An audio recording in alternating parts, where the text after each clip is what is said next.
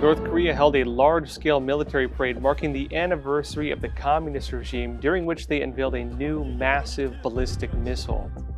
And also with today being Columbus Day, and as people are tearing down statues of Christopher Columbus across the United States, we've invited to speak with us Dr. Robert Royal about the true history of Columbus and how this history has been altered. Welcome back, everyone. First off, some breaking news. North Korea held a large-scale celebration and military parade marking the 75th anniversary of the founding of its ruling communist regime. The party leader, Kim Jong-Un, made an appearance after having disappeared from the public scene amid rumors of serious health problems.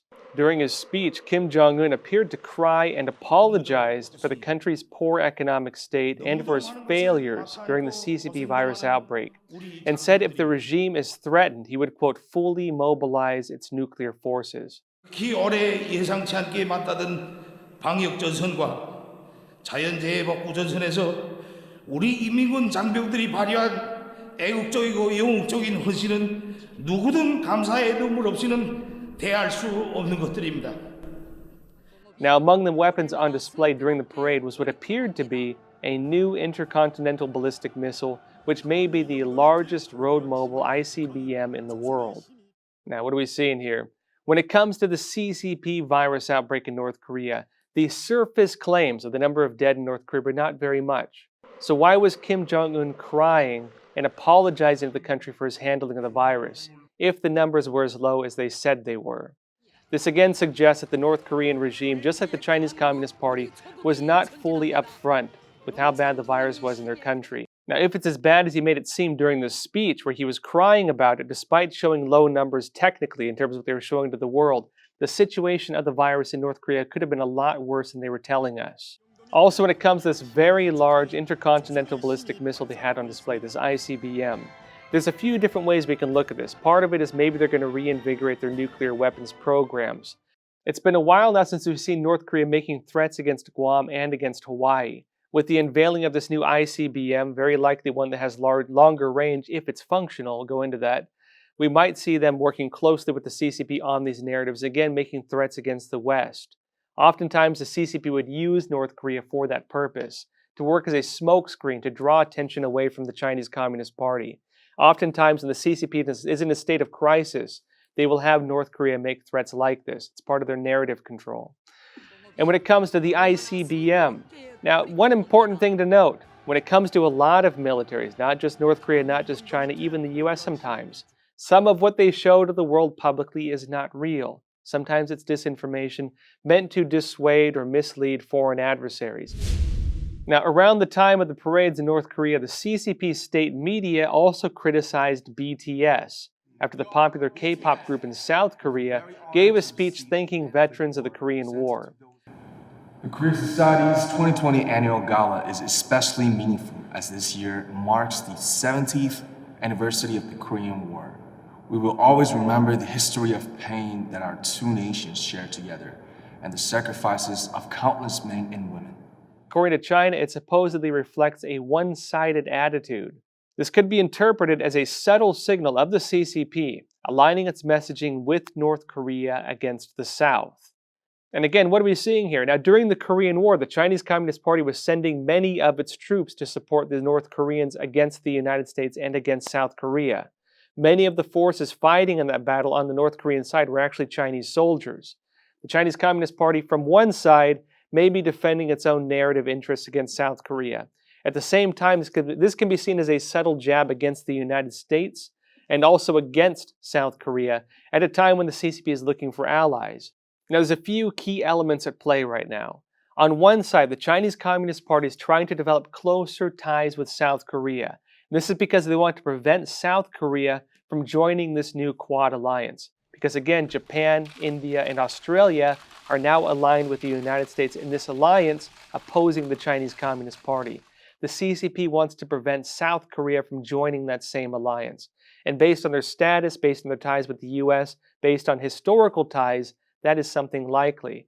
Although tensions between South Korea and Japan are also kind of tight as well. But in addition to this, the Chinese Communist Party needs friends wherever it can get them. One of its main historical allies is the North Korean communist regime, as well as Iran, and as well as Russia to an extent. And so it's trying to solidify its ties with North Korea. That means opposing South Korea. And so the CCP needs to play subtle narrative battles to maintain both allegiances, to maintain both goals. On one side, again, appeasing North Korea in its conflicts with South Korea, and at the same time not pushing so hard as to push South Korea away. So again, this might be why they're targeting this band, this K-pop group, instead of targeting South Korean diplomacy directly. Now, folks, you may have seen the recent headlines where at the annual meeting of the United Nations General Assembly, Chinese Communist Party leader Xi Jinping pledged that China would become carbon neutral by 2060. This led to many positive news stories in different news outlets, which often framed Xi having allegedly committed to fight climate change. The reality of the CCP's environmental policies, however, suggests this may be a difficult pledge to meet. As environmental news website Grist notes, China currently emits around 10 billion metric tons of carbon dioxide each year. That's close to twice that of the United States. And with its programs to build even more coal-powered plants, it hasn't shown any signs of changing this. And as an even more direct point on Xi's new pledge, it notes that the CCP didn't release any information on how it would work towards that goal. It states that Xi, quote, merely promised that the country's carbon emissions will peak before 2030 and decline from then on. Now, it's because of this that the upcoming economic plan for the CCP, the 14th five-year plan for 2021 to 2025, may be key when it comes to understanding whether the regime is moving towards this goal or whether it's just propaganda. Now, as Brookings notes, under the Paris Agreement, which the Trump administration pulled the United States out of, the Chinese regime is supposed to reach its peak in greenhouse gas emissions no later than 2030. But going by reporting on the state-run companies State Grid Corporation and China Electricity Council, they're pushing for more coal-fired power plants in this new plan. And even if the CCP went for the newest and most efficient coal plants, Brookings notes, it would not be, quote, consistent with China meeting its NDC and certainly not consistent with the world's overall climate goals. And even beyond this, the Chinese Communist Party has been committed to financing around a quarter of the coal-fired power plants being built outside of China, meaning the CCP is building not just in China, but in many parts of the world as well. And close to a quarter of those being built outside of China are using some of the least advanced and highest polluting forms of coal power that is available. Now, as Brookings states, China is becoming the lender of last resort for coal-fired generation as many international banks are no longer financing coal-fired power projects. And this is meant to keep the CCP's industrial programs operating abroad. And what does that mean? It means, again, now the banks are restricting loans when it comes to building coal-fired plants. If any country wants to build coal-powered plants and they can't afford the higher, more advanced ones, it means they have to turn to the Chinese Communist Party. And because the CCP has a monopoly on that industry, because other countries can't finance it if you want to get loans, again, because banks are cutting that off, it means the CCP is going into these countries and building some of the ones using the worst practices possible. Meaning that in this push to, say, eliminate the loan process with banks on coal-fired plants because they want to protect the environment, these countries that can't afford anything else are turning to the CCP and they're building the worst, most damaging ones possible. Now, if the CCP were to meet Xi's stated goal of becoming carbon neutral by 2060, what would that mean? Now, first off, keep in mind that if you follow the climate change narratives, former US Vice President Al Gore said in the late 2000s that the polar ice caps could be completely melted by 2014. So where are things going to be at in 2060?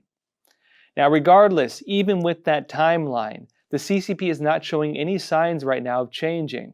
Its stated goal would require more than $5 trillion and would require some major changes to China's energy landscape and to its political system. I'll be explaining this. Now, Reuters reports this would require the CCP to increase wind and storage capacities by 11 times, but would also require to cut coal-fired energy in half, and also see no growth in gas. It quotes Prakash Sharma, WoodMac's Asia-Pacific head of markets and transition, stating that the most difficult part for the CCP wouldn't necessarily be the shift in investment or the size of the programs, but instead the, quote, social transition that comes with it. Cutting coal in half, for example, would mean losing about half the jobs in its coal mining industry, and deeply impact parts of China that are dependent on revenues from that industry. Now, how deeply will this cut for the Chinese Communist Party? According to climate and energy website Carbon Brief, the main energy-consuming and energy-producing provinces in China put the equivalents of hundreds of billions of dollars into fossil fuel projects. And the regime's stimulus plans for the CCP virus put about 3 times more into fossil fuels than into low-carbon energy. Carbon Brief analyzed 4,348 projects in China, worth a total of about $2.95 trillion. Now, the CCP is planning to put another $920 billion into energy, and about a third of that is going to fossil fuel and railway projects. It states that based on this data, the CCP's plan for economic recovery is focused on high-carbon energy infrastructure. Again, meaning not only is it not following its stated goals, it's moving in the opposite direction. It's doing the opposite of what Xi Jinping pledged China would achieve.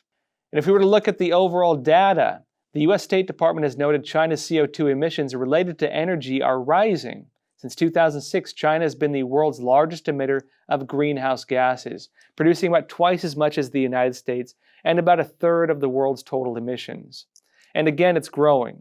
Between 2005 and 2019, its emissions increased by around 80%. This is in contrast to the United States, which reduced that by more than 15% in that same time frame. A State Department report says the CCP claims the status of a developing country in order to avoid more responsibilities on reducing its greenhouse gas emissions.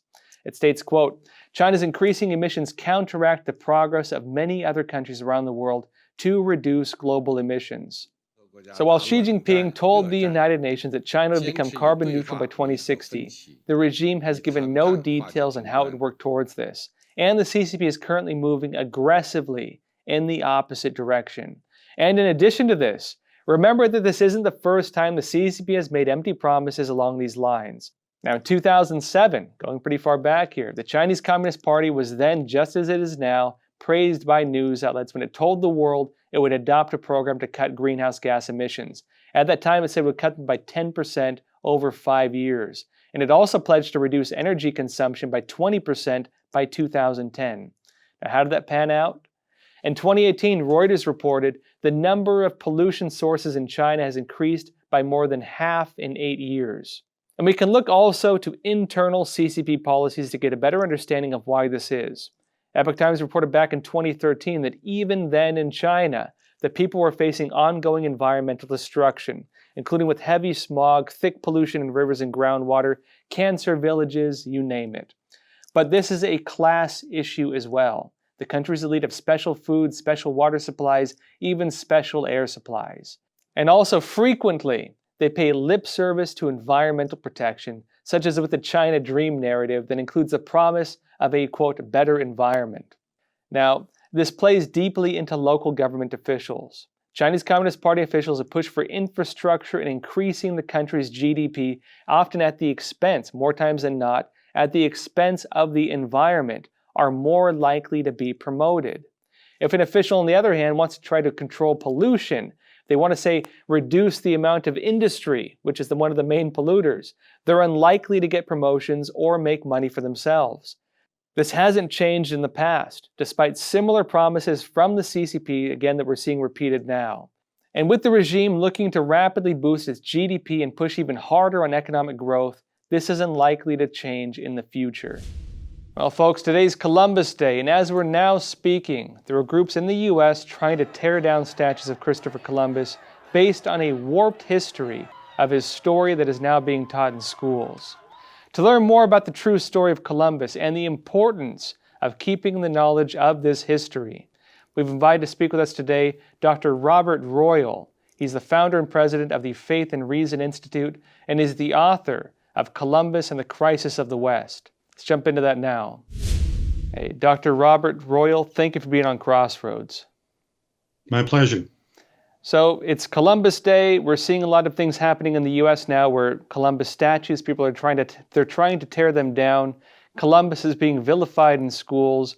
And a lot of people are basing this off a history of Columbus that I understand is different from what you've been talking about. So will you tell us how what you're saying about Columbus differs from the viewpoint a lot of people have when they're trying to destroy his history, essentially? Well, my book is not entirely a defense. I think there are some things that Columbus did that we would want to criticize today.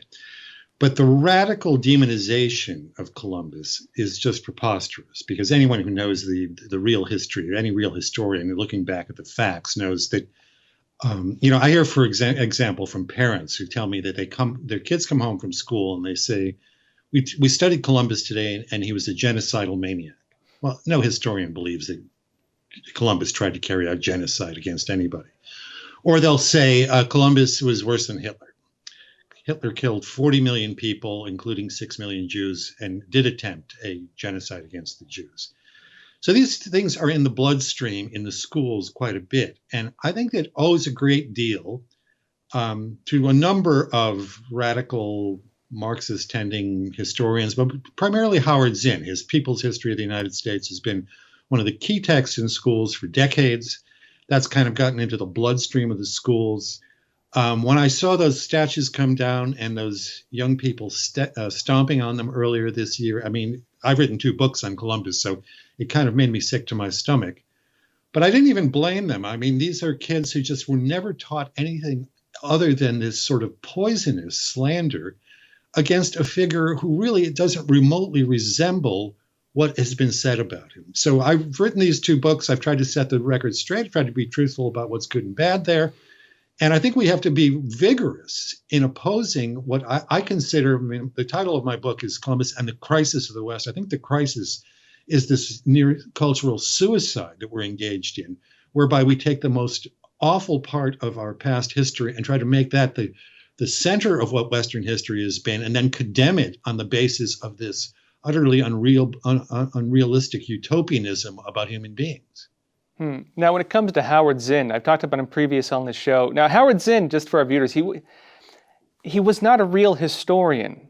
He was a very, communist-leaning activist who was very supportive of the Soviet Union, very critical of the United States, and in his writings was deeply critical of the entire history of the U.S., and also used a lot of, methods in his framing of history that are not recognized by historians. He was deeply criticized for it.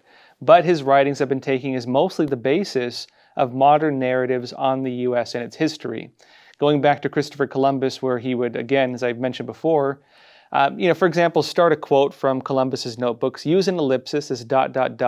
and continue the statement pages later, totally altering the context of what Columbus was talking about. And it's these narratives that are shaping the worldviews that are leading people to go on the streets, tear down statues of Columbus, and saying that his entire legacy and everything he stands for, 1, is representative of the United States, and 2, that it's evil. Now, Dr. Royal, if you were to deal with a person, approaching one of these young people who, to be fair, they're operating within the boundaries of what they consider to be something standing up for what's right as they believe it, and standing up against something evil as they believe it, because that's what they've been taught. If one of them came up to you and says, oh, well, wasn't he a genocidal maniac? How could you argue otherwise? What about what happened to the Indians and so on? What would you tell them? I'd say, well, what did happen with the Indians? Columbus was friendly with certain Taino tribes. He had troubles with others. There were other tribes in the Caribbean who were attacking actually the Tainos, and he was allied with the Tainos against them. He immediately stepped into the politics, if we want to call it that, of Native American peoples, who, by the way, were not pristine lovers of nature, the way they're often presented in I think a somewhat condescending way, actually, in our history classes these days. Columbus did not bring slavery to the New World. It already existed in the Caribbean, in the very Caribbean when he arrived there. He did not bring sexism to the New World. The Caribs, after whom the Caribbean is named, were cannibals, and kidnapped all sorts of women from the Taino tribes to such a great extent that the women in the Carib villages spoke Taino among themselves because they had so many captives from another culture there. Imperialism, colonialism, etc. All these things already existed in the New World precisely because indigenous peoples are human beings. And so it's not surprising that when Columbus comes here from a very different culture, there are clashes. There are ways that he corrects certain things. Certainly later on, the Spaniards landing on the mainland of what's now, say, Mexico, were able to put an end to human sacrifice, to horrible cases of slavery and all sorts of things that existed in the New World. So what we want to do is get away from these black and white, one side good, the other side evil. All human beings are imperfect. If you actually read history, don't believe what people say later. Try to read into well-balanced historians who understand that there are going to be imperfections about everybody in the past. We're seeing the same thing now happen with Jefferson and with Washington, who were slave owners. We don't honor them for having been slave owners. That was a horrible thing. They were uneasy about that themselves. They both freed their slaves, actually, when they died. We might look at Columbus and see him being harsh toward native peoples, but he was harsh toward the Spaniards when they were misbehaving too. So read real history. Try to be truthful. Try to be fair to people in the past and not use a desire to overcome, say, racism or the legacies of slavery. Now, don't go back and be unjust to somebody in the past, trying to obtain justice now. Well, this is an interesting point, is the alteration of the context of history. If we understand that, again, slavery was practiced in the New World, Columbus got involved within existing, say, cultural battles that were already taking place, cannibalism, slavery, human sacrifice, these types of things he witnessed and stood with the tribes that he recognized as the more righteous of them. This type of political system, understanding how it played out and his involvement within those different conflicts, is key to understanding the nature of what might have happened. But historians who remove that context, who tear down all that context, present it in a very whitewashed, very clean kind of way, and then paint again the person they don't like in a very intentional and objective way, intentional and biased way, we should say, in order to achieve their own political narrative. This is what people are being educated with. This is what's being fed to people, and this is what's being shown to the world, really, as the new worldview that is not based in reality, as far as I see it. You made an interesting point, too, as well, which is the idea of looking back at history and not expecting people to have the exact same cultural values we do. Understanding individuals existing within their time and the broader context across all different cultures, practicing things that we might not see as good at this time. But I think for a lot of the Marxist-leaning people, and Marxism does animate a lot of the movements we're seeing right now, they believe in the complete annihilation of all of history. Of course, if you go to Latin America, for example, even though in the U.S., Latin America is presented as one of the groups seen by the left as, one of their, say, cultural minorities are trying to use, and so on. But if you go to Brazil and other countries, the same types of race narratives you see here are being played out there as well because of their own cultural history and immigrants from, Spain, from Portugal, and so on. They have the same race narratives. The same things happening here are happening there. When it comes to the way we view history entirely, one thing communism and Marxism promotes is the idea of destroying all previously existing institutions, including wiping out the entire human, historical foundation. The question is what happens when we do that? And I think this is something that I want to talk to you about because, ironically, the basis of liberal democracy, of these things that people believe in these days, is based on the lessons from history, a development through human history and through the development of culture. What happens if we wipe that out? What are your thoughts on this? Yeah, one of the things that very few people know about is that the Spanish halted their explorations and actually began to think through their moral obligations. Now, some of the priests, for example, who returned from the Caribbean to Spain, convinced the Spanish monarchs to pass laws to protect indigenous peoples. It wasn't effective because the distances were too long and there was just no way to do it. Popes at the time outlawed enslaving indigenous peoples and talked about treating them well and converting them by the example of holy lives, not by coercion. But what's happened here is we forget that. And if you read a history of the development of international law, that's where it starts. New peoples pop up and all of a sudden the West has to start to think about, how do we handle these new peoples who we're dealing with. For me, one of the most dangerous things that's happening is we aren't trying to be more inclusive. We're saying that we're trying to be more inclusive in our contemporary society. But if we wanted to be more inclusive, what we would do is leave Columbus Day alone, accept that this is part of our heritage, however imperfect it might be, and add something else. But instead, actually, what we're doing through this cancellation of him, and not only him, is being exclusive. Let's just say that explicitly, because what you're doing is you're excluding one of the central features of our own culture, the way that our own melded culture of all sorts of now races and tribes and this and that actually began. And so I see this as the crisis of the West, as I say in my book title, that we're not expanding the way we used to. We fought a civil war to end slavery. We had a wonderful civil rights movement to expand the ability of people of all races in this country. We had a women's emancipation movement that brought women into our political system. What we're doing now is excluding. We're actually, these phrases that are now used, like things like white privilege and white guilt and whatnot, as if whole races are somehow invalid. This is not an American way of going about things. It's not being more inclusive, being more liberal, being focused on expanding freedoms. It's actually into canceling and excluding. And to me, that is the most dangerous thing of all. We can debate particulars about Columbus or Jefferson or Washington or whatever, but there's this spirit abroad of cancellation, and it's an odd kind of paradox that we're excluding people in the name of including. That said, folks, we're again broadcasting 5 days a week, Monday through Friday. We also do a live Q&A every Sunday at 10:30 p.m. Eastern Time. Also, if you want to support us, please consider joining us on Patreon. You can find the link to our Patreon page in the description below. If you haven't already, also, please don't forget to like and subscribe. It really helps this channel. And also, folks, if you want to help this channel as well, you can tell a friend or family member about Crossroads, and also consider sharing this video. Now, that said, please take care of yourselves, stay healthy, and stay free.